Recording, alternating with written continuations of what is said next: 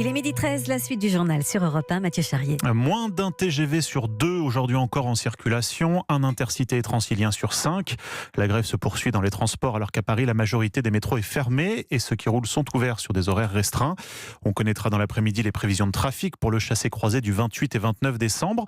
Peu d'améliorations en vue donc et une grève qui a déjà coûté 400 millions d'euros à la SNCF, annonce son président dans le journal Le Monde daté de demain. Alors que pourtant, le nombre de grévistes ne cesse de diminuer. Bonjour Olivier Samin. Bonjour Mathieu. Le nombre de grévistes qui est même passé aujourd'hui sous la barre symbolique des 10% à la SNCF. Oui, 9,2% hier. Là, on parle de l'ensemble des cheminots, sachant que chez les conducteurs, le taux de grévistes est beaucoup plus élevé, mais il s'effrite là aussi. Il est passé sous la barre des 50%. À un peu moins de 48%. Alors je le précise, ce sont les chiffres de la journée d'hier.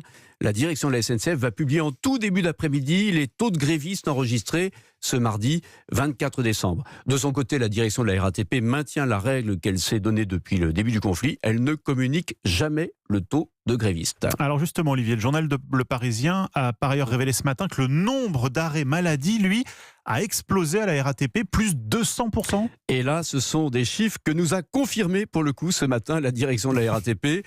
Le nombre d'arrêts maladie des conducteurs du métro est passé de 141 par jour en moyenne l'an dernier à la même époque à 446 cette année. Autrement dit, 3 fois plus. Et la hausse est même plus importante au cours de la deuxième semaine de grève. On observe la même tendance chez les conducteurs du RER. Mais alors Olivier, sans salaire, comment ils font ces grévistes pour tenir ? Eh bien, à la SNCF, l'arrivée du 13e mois et des primes de fin d'année permettent aux grévistes de ne pas subir frontalement les retenues sur salaire qui apparaîtront sur leur paye du mois de décembre.